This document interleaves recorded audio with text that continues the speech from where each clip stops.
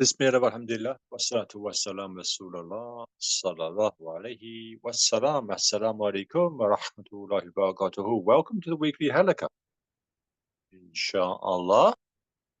Pray everyone is well. And this week, Insha'Allah, we are going to look at lifting the veil to not just knowing Tawheed, but living it. Insha'Allah. Last time we were, the time before that, we went through a number of weeks where we was focusing on Surah Ibrahim and the tree. And then we ended by putting it all into a package and connecting to social change. Social change has to begin with the individual. And you'll see how we'll come back onto that this week.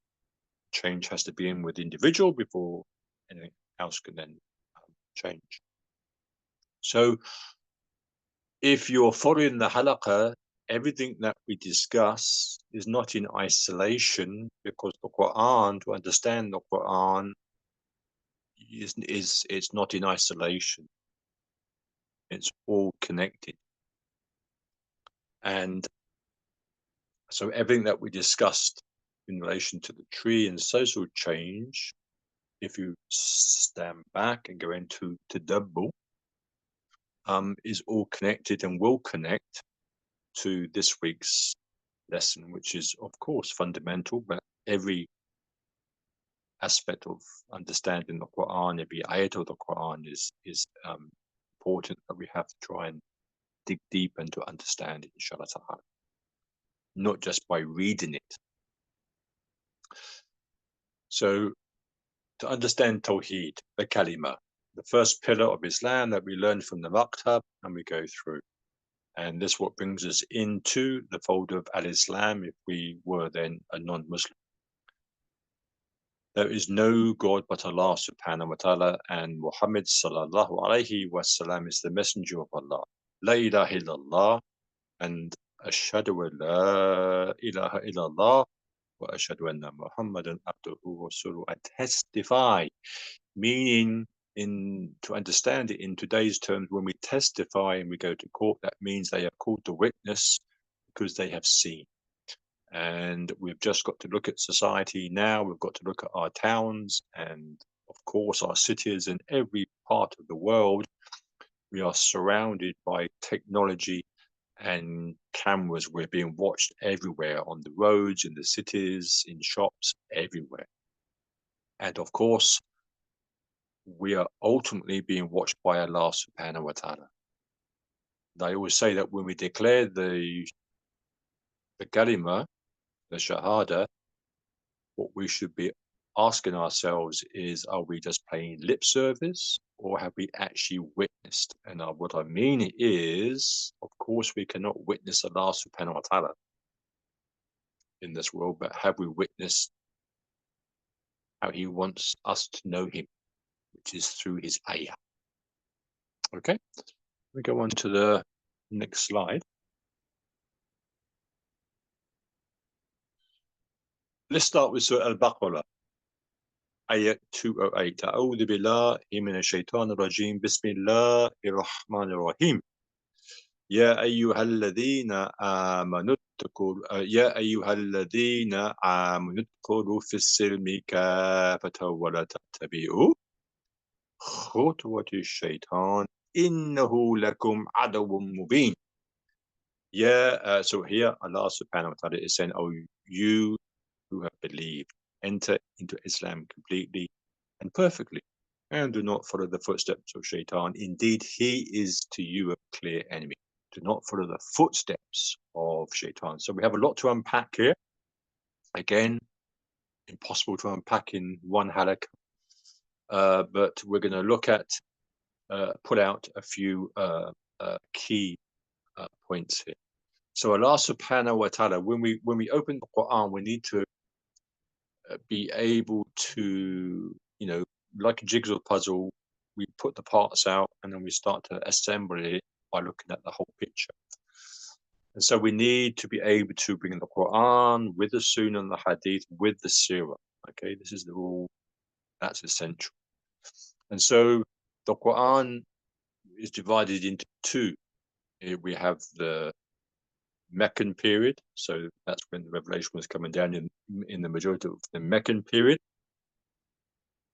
and then where the Quran, the revelation was coming down in the Medina, the Madani period. There's some overlaps throughout the Quran, according to some Mufassirin. And when we look at the Meccan period, by connecting to the Sirah, to the life of the Prophet, peace and blessings be upon him, and the tafsir, we begin to have a bigger picture of what life was like in Mecca, and also the same in Medina. And generally, when Allah subhanahu wa ta'ala is referring to the believers, Ya ayyuhalladhina amanu, we're generally talking about the period of after the hijrah from Mecca to Medina, because the Muslims are in majority, although in a pluralistic society with Jews, Christians, pagans, and others. Generally, when Allah subhanahu wa ta'ala, not always, but most of the cases, there are some differences. And we have to be careful. When Allah subhanahu wa ta'ala is addressing the Muslims in Mecca, when they were in a minority, and we can gain lessons when we're living in a Western society, Allah subhanahu wa ta'ala generally addresses Ya ayyuhan nas. Not always, in the majority of cases. So here Allah subhanahu wa ta'ala is saying, oh, those who believe, Ya ayyuhalladhina amanu dkhulu. So go to the verb dakhala, and dakhala is a verb, past tense. Okay, but here we call it in Arabic, it's called a fel amr, it's a command. So if we're seeing a command like iqra, read, it's a command to the Prophet, peace and blessings be upon him, we need to really pay attention. And so here Allah subhanahu wa ta'ala is saying, oh, you say you are believers.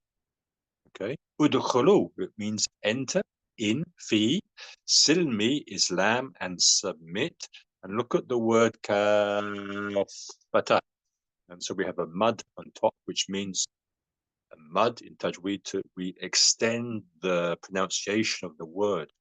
And so when we look in the tafsir, when we look at how the Mufassir, the commentators explain, it means to accept, come into the fold of Islam completely, totally, universally, outwardly, and also inwardly. Then Allah subhanahu wa ta'ala then says, Wala, then we go into do not, but do not tabi'u, do not follow the footsteps. Inshallah ta'ala, if Allah gives us the tawfiq, we'll just cover this word, khutuwat, okay, the footsteps of shaitan, because verily these are the footsteps of shaitan are going to misguide you. And so the footsteps of shaitan comes up in another ayat in Surah Baqarah and also in Surah Nur also. So we say, Ashhadu an la ilaha illallah. Okay, I testify, I am a Muslim, I'm reciting the kalima la ilaha illallah. Okay, and as we come towards the end of this session, we're going to look at a quiz, and inshallah ta'ala, it will all come together, because we really do need to make sure that we really not just understand what Tawheed means and the kalima, but we're actually internally bringing it into our lives. And it's not just showing externally, and it must show externally through action, but it must make the change internally as well. And that's why we connected to, it's important that we understand that this connects to when we talked about the subject of the trees, when Allah says that he will not change the condition of a people or nation hatta, until they change that is within themselves, how they're all connected to the tree. And then if you remember, if you go into the Halaqah in YouTube, our channel, you'll see how we looked at that word for change, subhanAllah, that particular pattern. So go on to the next slide.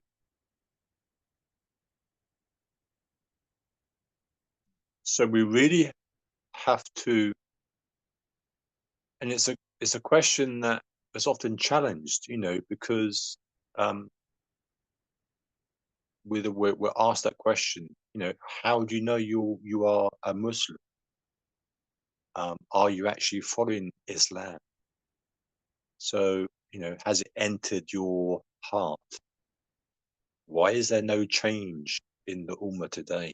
All these questions that we are continually asking, and we're not finding solutions because we have to return to, as the ulama teachers, to really understand the issue. And the only way to understand it is to go back to the authentic Islam. We have to distinguish what is Muslim and a culture Muslim, what is authentic al-Islam and culture Islam. Just because we see Muslims today, we have to dress ourselves. It doesn't mean to say that they are actually a true Muslim.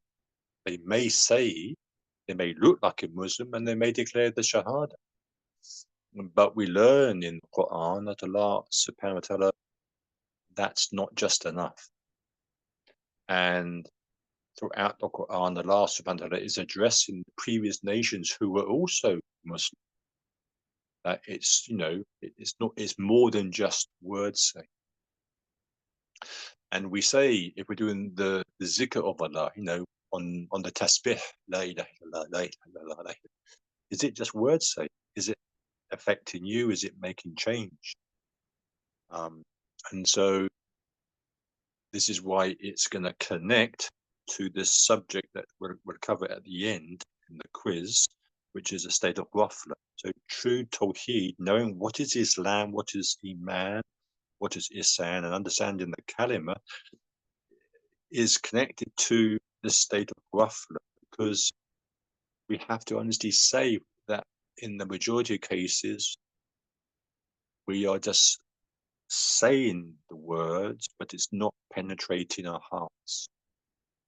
Every prophet, messenger from Adam alayhi salam up to the Prophet sallallahu alayhi wasallam came with La ilaha illallah. And La ilaha illallah is a statement of revolution. It's a statement of change. And that's why all of the prophets and messengers were opposed, because it's challenging the norm, it's challenging society, and it would challenge society today. It challenged the Quraysh when the Prophet, peace and blessings be upon him, focused on La ilaha illallah. Allah subhanahu wa ta'ala says, وَمَا خَلَقْتُ الْجِنَّ وَالْإِنسَ إِلَّا لِيَعْبُدُونِ. I've not created jinn and mankind except to worship me.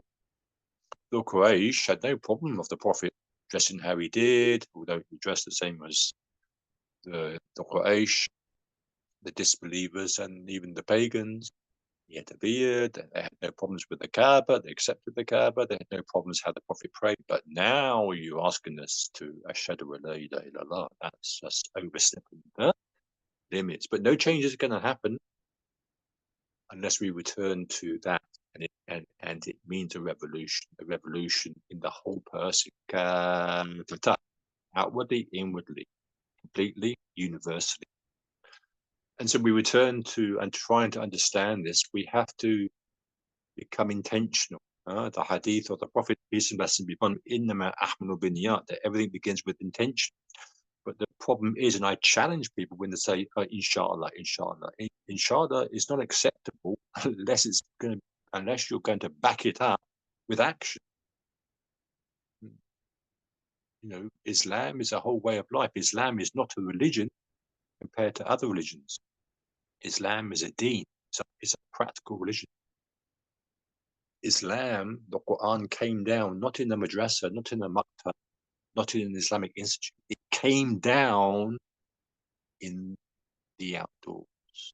Okay, it was lived, demonstrated by the Prophet himself, peace and blessing upon him. It didn't come down. The Quran didn't come down in book form. It's a complete system, and it's the only system that will be accepted. So it requires change, and this change means an intentional change. So yes, you make the intention, you follow the hadith, but then you have to back it up. Okay, you have to back it up. You have to move forward, and so it connects to off-grid living. It connects to this intentional living that we hear about, and many of the Muslims want to do now because of the world that we're living in, because we're in the end of times, in this period of what we call Islamic, what we have to study, Islamic eschatology. And intentional communities. Intentional, that word intentional means that you are wanting to go off grid, you're wanting to make hijrah because you want to change your life. And you cannot change your life, my dear brothers and sisters, just by sitting indoors and just reading books. Though it's important, اقرأ باسم ربك الذي خلق, read, yes, but intentional means you've got to make the change. You know, the world will not change unless we step up and we do dawah. Okay, Allah will not change the condition of a people until they change that is within themselves. And it starts with not just understanding the kalima, not just knowing the kalima, it affected us. It has to affect us. Okay, and if that doesn't affect us, then you can go off grid. You can make your intentional community, you can make your eco village, but it won't last. And we see across the world that research is showing us, even those who are non-Muslim, that have the experience, the expertise, and the knowledge to go off grid, it breaks down because they haven't thought about all the other deep issues of the human self. This is why when we talk about permaculture, which connects to off-grid living, intentional living, we always have to start with social permaculture, which connects to the tazkiyah of the self. Go on to the next slide.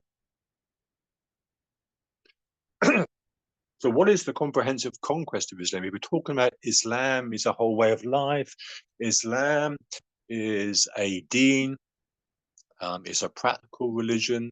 Yes, there's the theory side, but we have to live it and we have to experience it.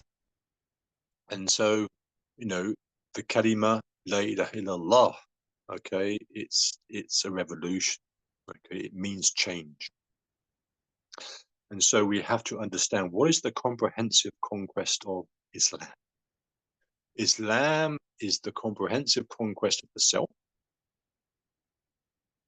We have to change ourselves, hence the ayat, which I've just explained there in the translation, which we connected when we talked about trees.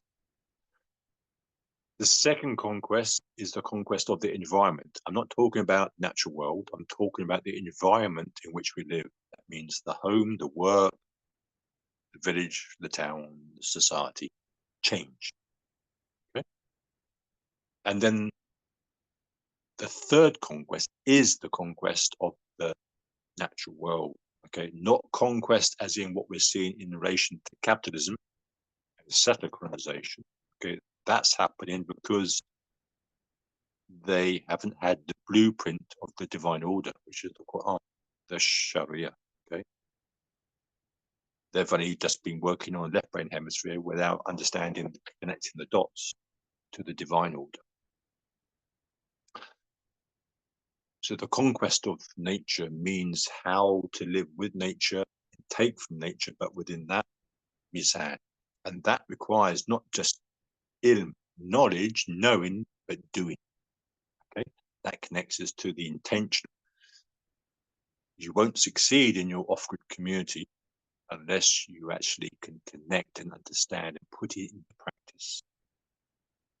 Next slide. So the Quran teaches us a way of being, seeing, of relating to everyone and everything around us. Okay. And 100%, wherever it may happen, good or bad, everything comes from Allah subhanahu wa ta'ala. Okay. Everything comes from Allah subhanahu wa ta'ala. We can't say, you know, it was my action that did this, or I passed the exam because I studied hard and I did this, or I didn't do that. Yes, okay, your action has contributed, or, you know, the rain came from the cloud because I saw the rain come from the cloud. The strawberry plant grew and gave me strawberries because of the work that I did. Okay, this is all actually connected to shirk. It's almost shirk. Okay? But all our being, our seeing, okay, is all connected. It all fits under what? It all fits under Ashhadu an la ilaha illallah. Okay, which comes back to fundamental understanding of the universal laws, the sunnah of Allah subhanahu wa ta'ala, these principles of nature that we talk about a lot, okay, which connects us to Tawheed. Okay? And it's important that throughout all these stages in our life, illustrated by this slide, we pause, we reflect, and we rewind. And if we pause, reflect, and rewind, even this slide should make us think of Allah subhanahu wa ta'ala will not change the condition of people until they change that is within themselves, and will connect with all those who believe udkhulu, enter Islam completely. Okay, pause, reflect. Okay, what am I saying when I say I'm a Muslim? What am I implying when I'm saying the kalima? Is it just words? What does it mean? Okay, go on to the next slide. Because behind all of this is Tawheed. Okay? Why was the Quran sent? The Quran, and sadly, because 99.99% of humanity, and I'm always using that 99.99% of humanity, and the reason why I use that is because of this mutawatir hadith, where Allah subhanahu wa ta'ala says to Adam alayhi salam, take 999 out of every 1,000 for the hellfire. So what on earth can send 999 out of every 1,000 to the hellfire? It's shirk. It's shirk. So we need to reflect on ourselves when we say we are Muslim. What does it mean? When we say we are reciting the kalima, what does it mean? I honestly feel, and I've seen it, that now our maktabs, our madrasas have just become places of information. We're not seeing no change. And even those that become hafiz, there's still no change. No change. You only see them is during the month of Ramadan. So why was the Quran sent? Was it just to inform? No. That's just information. And that's the world that we're living in today, this Western worldview, this capitalist, secular, reductionist Descartes society. Our political, economic, social, educational systems is just information. We're surrounded by a world of information, all backed up by Shaitan and his plan. And that connects to when Allah says, do not follow the footsteps of Shaitan. Do not follow the footsteps of Shaitan. It came up there in Ayat 208. It comes up when Allah subhanahu wa ta'ala refers to halal and tayyib, and comes up in relation to Surah Nur. Do not follow the footsteps of Shaitan. So the word khutuwat, which is plural, which is the plural form of khutwa, which is the distance, my dear brothers and sisters, between the 2 feet in striding. Okay, so that's what that word means. And to really, so when Allah subhanahu wa ta'ala in a number of places talks about do not follow the footsteps of Shaitan, okay, to really understand this, and this is what we try and do in Heart C, is to bring the Quran with the Kitab al-Kawn alive, that we're talking about, Allah subhanahu wa ta'ala is talking about footsteps and taking this word and understanding it. So here we're talking about the strides. So you need to be able to understand this by understanding the role of a tracker, the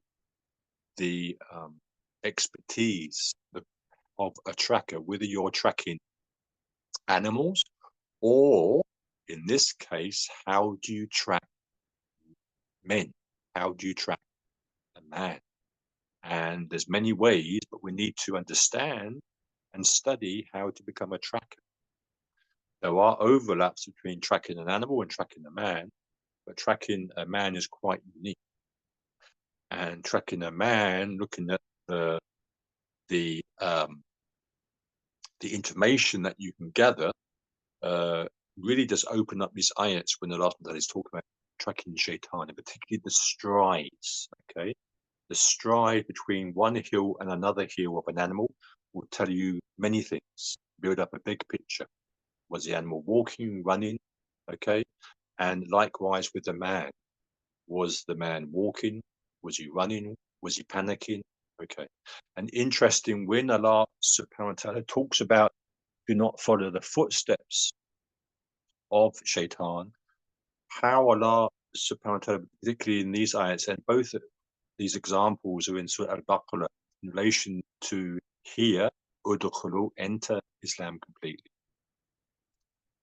And in the other example, halal and tayyib.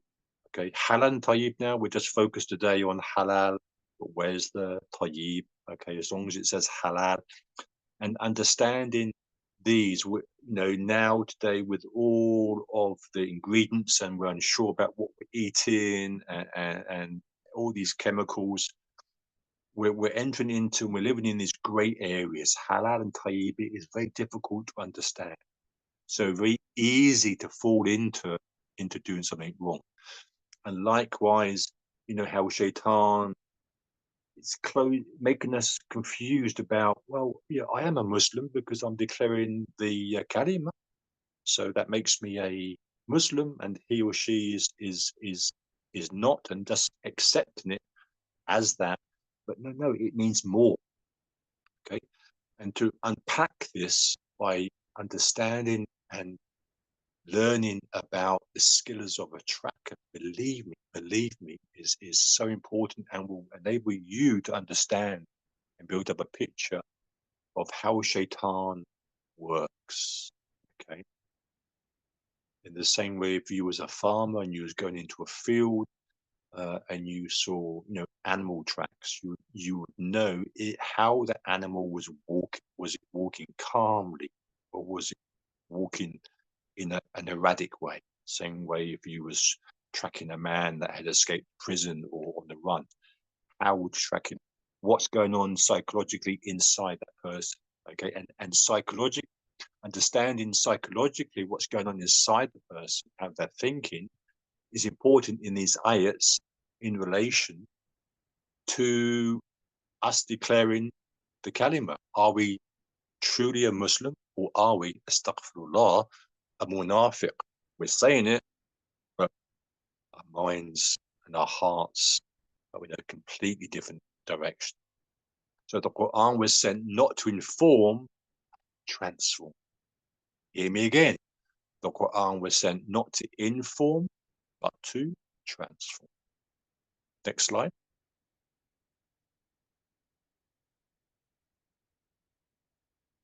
And the mission of the Prophet, how that connects now, transform, is there in Surah Jummah. 4 missions. 1, to recite, tazkiyah, teach, and then with it.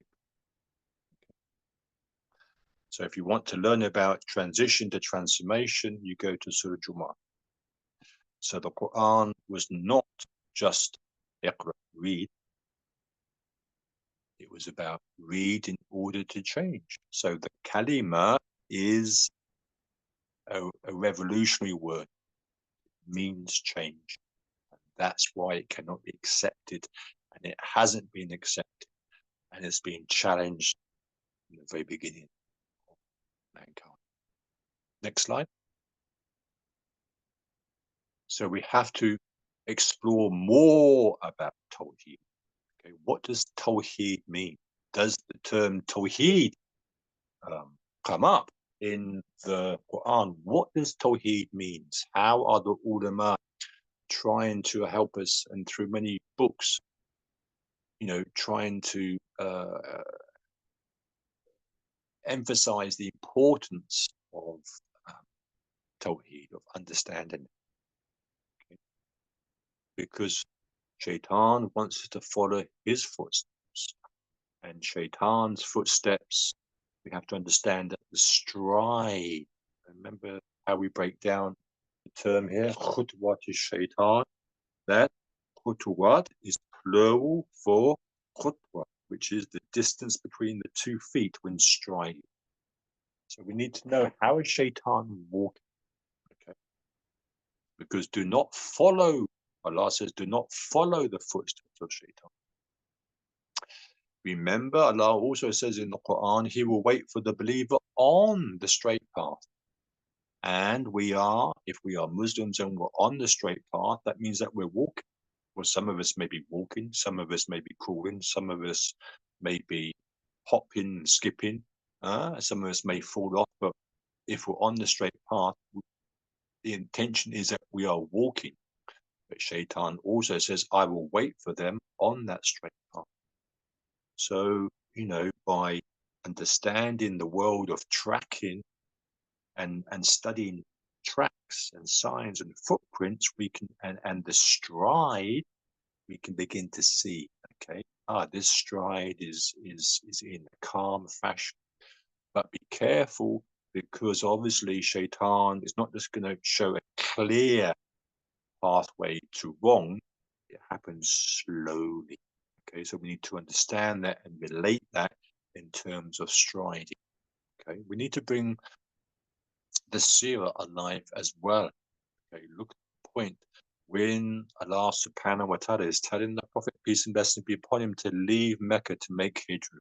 Okay, how tracking now will connect to the Quraysh, how, as the Prophet, peace and blessings be upon him, and Abu Bakr Siddiq radiallahu anhu, as they moved en route to Medina and they hid in the cave, and how then the tracker from the Quraysh, who was a tracker of men, get into his mindset, what he was looking for, okay, and how the support came to the Prophet, and when they looked to bring in food from the livestock, how they made sure there was no signs of footprints.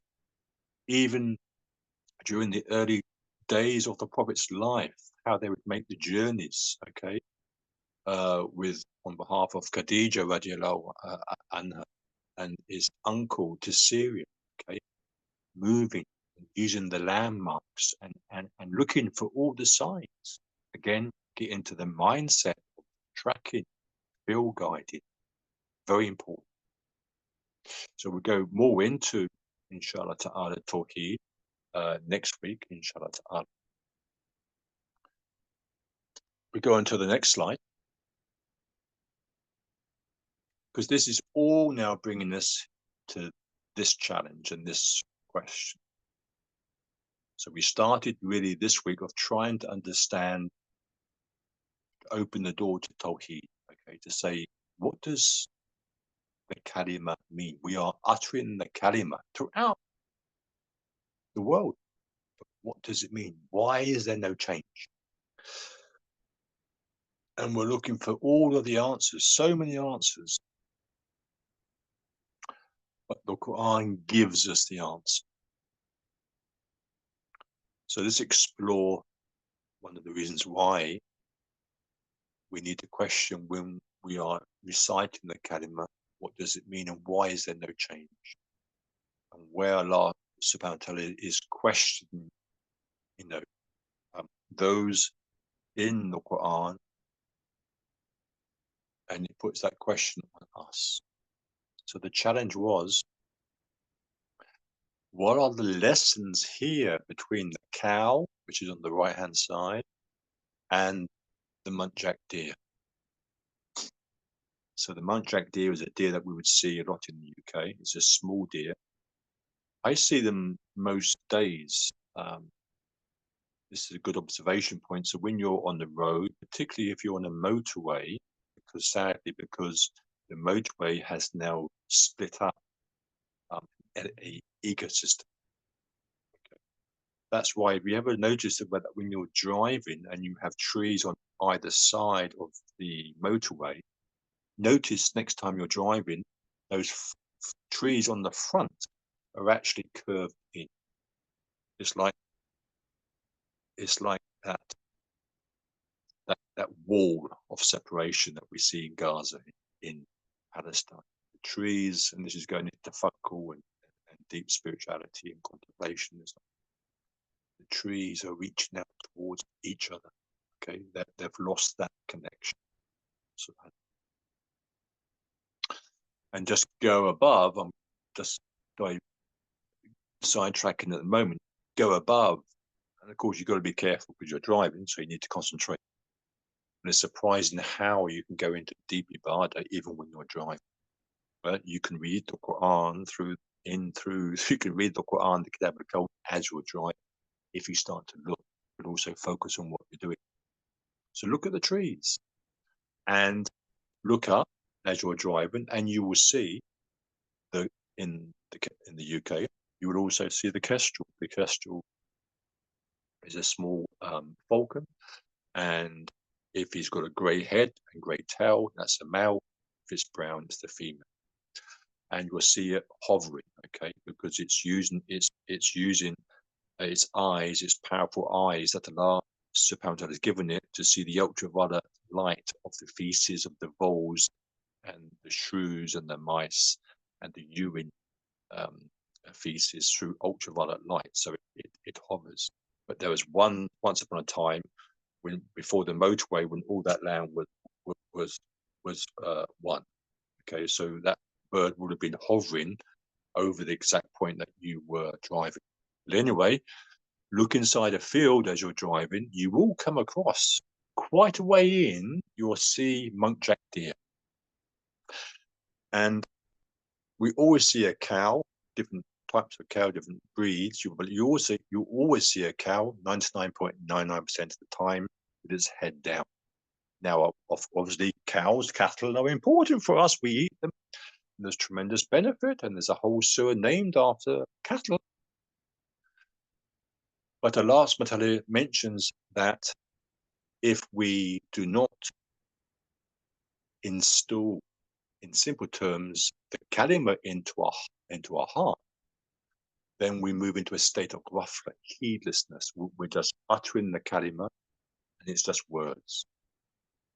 And sadly, as I said to you, this is how I see our children being taught Islam today. It's just information, and there's no connection. There's no change. We're seeing Hafiz of the Quran, alhamdulillah, being able to memorize the Quran, but there's no change. There's no change. It's becoming just information. So the cow is doing what it's meant to do. Okay, it's in a state of ibadah. Okay, but how Allah subhanahu wa ta'ala is trying to say here is that the cow is just got its head down and it's just eating. Okay, and it's looking down and it's not looking up. It's not looking at the ayah. As I said to you, going down the motorway, you can begin to connect to the Quran. You can read the Quran as you're driving. Why Allah is saying, why don't you look? Why don't you see? Because then you'll really understand. Yes, ashhadu an la ilaha illallah. I have testified. Now I've seen the manifestations of the creation. Okay, and it's through all of Allah subhanahu's named and attributes.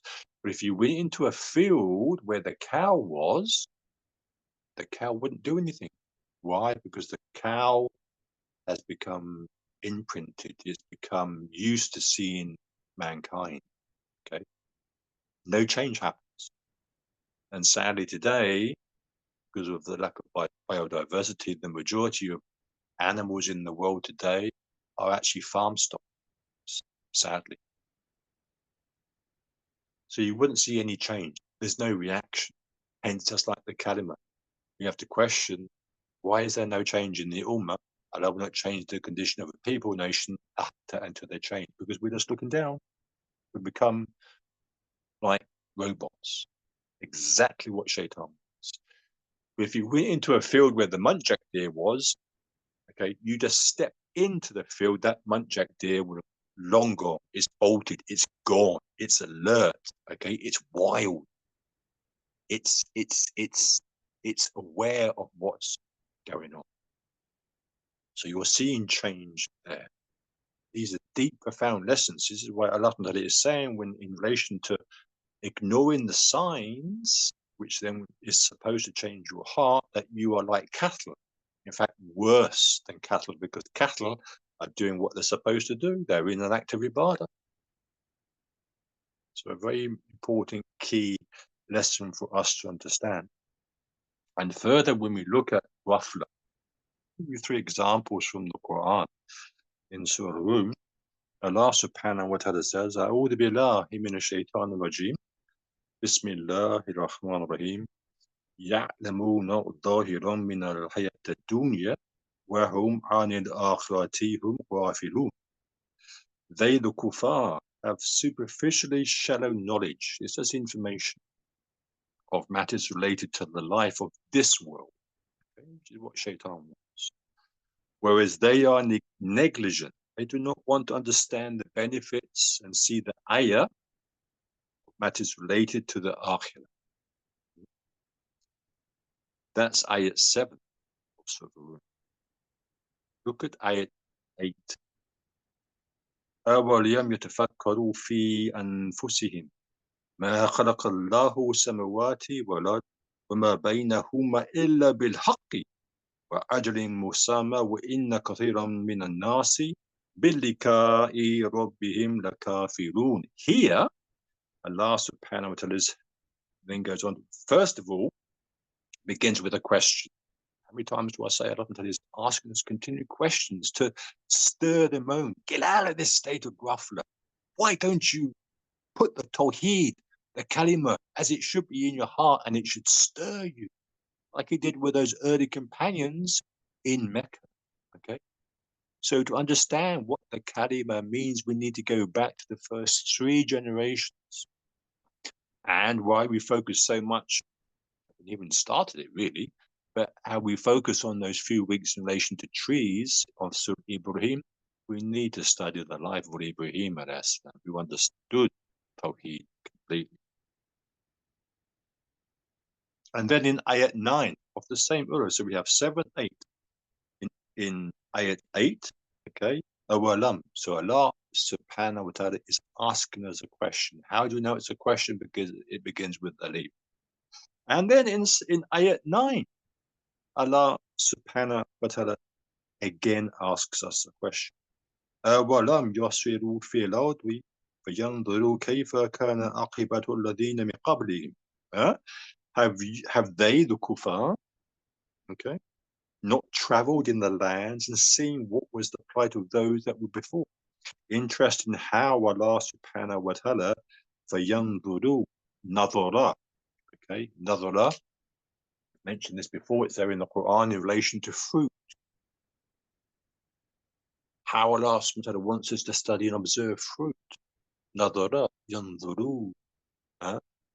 And how Allah subhanahu wa ta'ala is referring to asking us and those to travel the world to see those of great civilizations.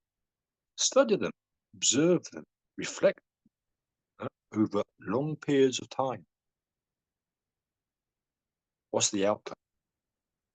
Simply because they didn't establish the divine order. Allah subhanahu wa ta'ala enabled them to establish an order, a sophisticated civilization. Look at the people of Thamud. Look at the people of Ad. But without the divine system, they then moved away from the divine order of La ilaha illallah, Muhammadur Rasulullah.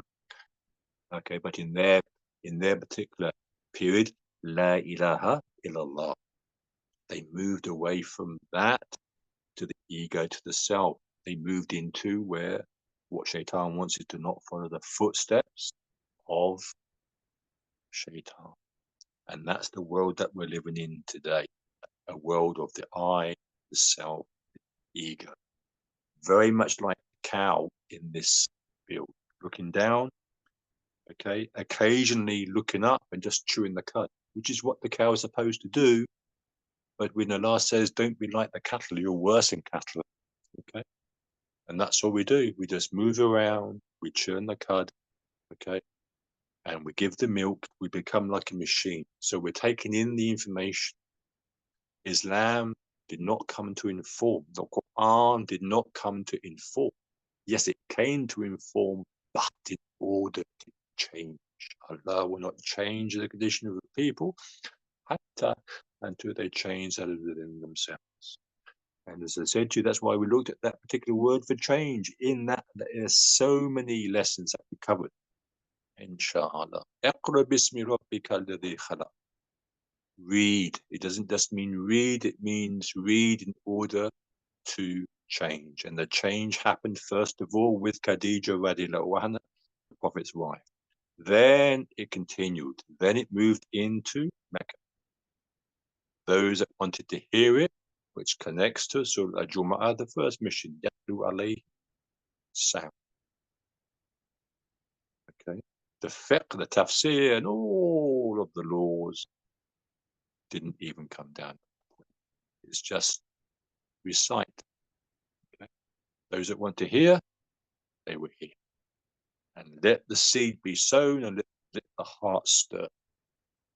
Then the transformation began to grow as it moved into Medina, where then the Muslims became alert.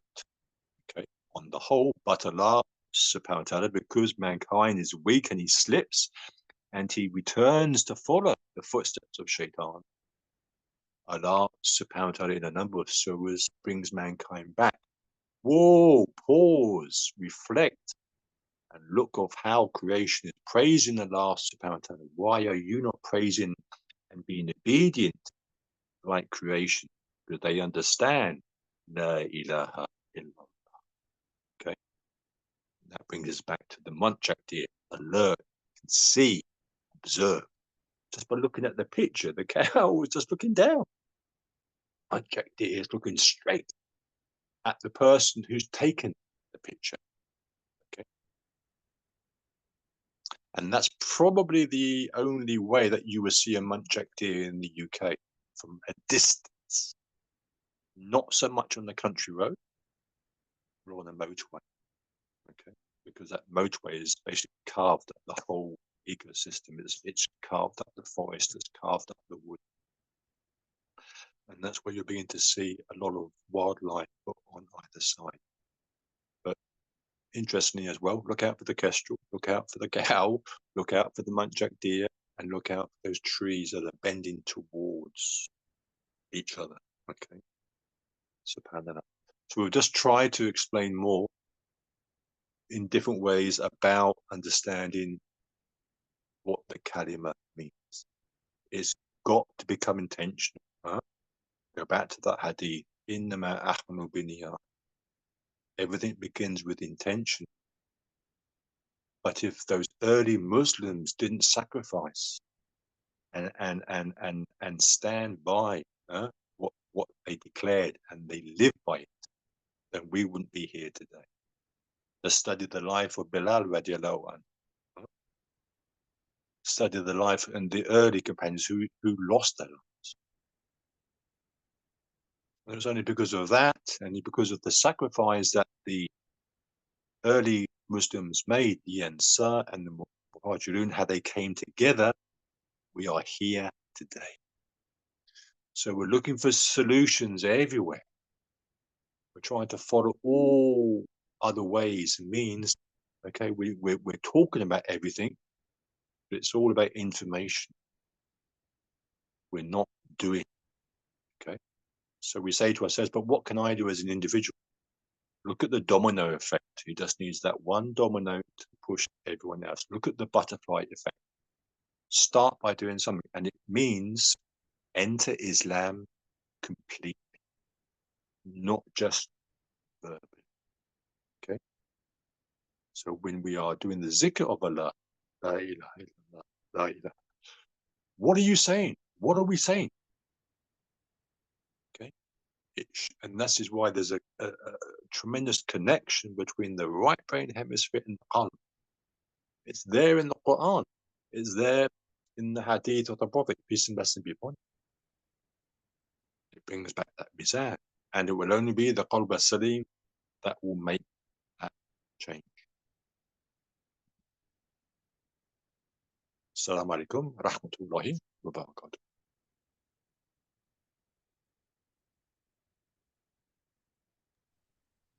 Any questions, inshallah? Assalamu alaikum. Wa alaikum salam. Jazakallah khair. Just a quick question. You know, you mentioned in Surah Al-Jumu'ah the four tasks of the Prophet ﷺ. The first one is recite. Now, you know, in many places in the Quran comes recite, but many of us understand it to just recite without understanding. So wherever it comes, recite in the Hadith or the Quran, it does mean that, like, understanding the Quran. Is that right? Yes, I mean, obviously, we have to learn to recite. We have to recite first and understand it. That's why we go through all the work. We have to learn the Arabic language and Tajweed. But the Quran wasn't just sent just to recite, because all the Prophet was an Arab. The Quraysh were Arabs. It was sent to change, and that's why the first mission of the Prophet wasn't to fiqh or tafsir. If you look at those 4 missions, one is to recite, then comes the tazkiyah. So we learn from the ulama that Allah is saying to the Prophet, just recite on it, just recite, and there's evidence where individuals of the Quraysh, they used to come out and they listen, where jinn are mentioned in the Quran, where they heard the recitation. And then the second mission is the tazkiyah. If you're reciting and you're hearing this divine frequency, it will change the heart. The third mission, not the first, the third mission is then to teach with the hikmah, which is the 4th mission. So in Surah Jumu'ah is basically the 4 missions of the Prophet. So if you want to understand transition to transformation, that's how it is. There was a companion who went to the Prophet and said, "Oh, Prophet of Allah, give me something for me that I need." And so the Prophet said, "Qul amantu billahi thumma istaqim." I've mentioned this many times. Qul, say. Don't. So, qul, say. Declare it. Okay? Declare it. It's a statement, and it's supposed to shake the universe. Qul amantu billahi. Then stand firm. Why stand firm? Why did the Prophet say to the companion, stand firm? Because once you declare it, and you have to declare it, you're going to be attacked. You're going to be oppressed and persecuted. Hence all of the Prophet's work. And mankind today will be also. And Allah will not change until you begin to go through this. We have to follow the same process. So when we look at all of the issues of the world, we need to get back to basically that surah, which Imam Shafi'i said, if you understood this surah, you've understood the whole of the Quran. Well, asr inna al-sarfikus illa alladhina amanu wa amilu as-salihat wa tawassaw bil haqq wa tawassaw bis sabr. Okay, mankind is lost, totally lost, and sadly, even majority of Muslims, because we're involved in shirk, except illa, those who believe, which connects to ya ayyuhalladhina amanu qulu, enter Islam completely, and those that then deliver the dawah, the truth, and then sabr. Okay? So if you look at all the events that are taking place in the world today, we're learning now this is such an opportunity for us, because when we look at what's happening in Palestine and Gaza, it's like humanity is beginning to lift the veil that's surrounding their eyes, and they begin to join the dots. This is where now we need to step up. But we're not moving out of this left brain hemisphere. We're seeing so many scholars and so many organizations just talking. Oh, what should we do? Why is this happening? But nothing is happening. It won't happen until we start to make action and get out there. Okay? Because we don't want to get out there because we don't want to come out of our comfort zone. Because actually, we're not confident that the kalima is really part of our whole life. 90% of our day is connected to Western society, our work, our school, our education system. That's the seed that's developing inside our body. And then maybe 1 hour, 2 hours, or just maybe in the month of Ramadan, where, okay, yeah, let me return to Islam. So we have to have a deep connection with the Quran, not just to recite it, but to understand it and to implement it, inshallah. Jazakallah khair, Sheikh. Just a follow-up question on that. So, majority of the Muslims, majority of us who recite the Quran, we don't understand, so it doesn't have much of an effect or even any effect. And so should we not actually, other than reciting Quran in the prayer and and reciting some Quran, should we not try to focus on reading translation of the Quran until you know, like it's impractical that, you know, most of us are going to learn Arabic to a standard where you could actually understand the Quran. Like it's good to do, but it's not very conceivable. But you know, reading a translation, Yes. it's more people can do it. Yes, 100%. And you know, we're living in times now where Allah subhanahu wa ta'ala has blessed the Ummah, where as Islam is spread now through all four corners of the world, that we can do translations in just about any language. Yeah. And I work with reverts from all over the world that say, oh, you know, I'm from this country or that country, and we try our hardest to get them translations. And yes, without doubt, first of all, you know, at least be able to read some surahs that you can recite in prayer, and you know how to pray. Learn how to at least read Arabic, and to help you, and inshallah you'll be rewarded. Try and be in the company of a scholar, teacher, imam to help you with that. And if that's as much as you can do, yes, you know, go to translations. There's good translations, there's not so good translations. Start to look at some of the Arabic words that can take you on a wonderful journey of learning the linguistics, you know, the understanding of a particular word. And inshallah, you know, see what that journey takes. And inshallah, you'll be rewarded for that. But even by doing that, you know, there still should be some change in you. There has to be change. Yeah. So usually what I try to do, or if you read one page of Quran, recite the Quran, at least have a look at the translation of that page. Very good. Yeah, inshallah. Yeah, alhamdulillah. Jazakallah khair.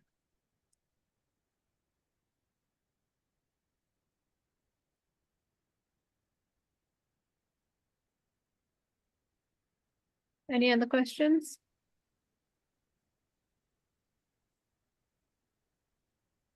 Okay, Sheikh, inshallah.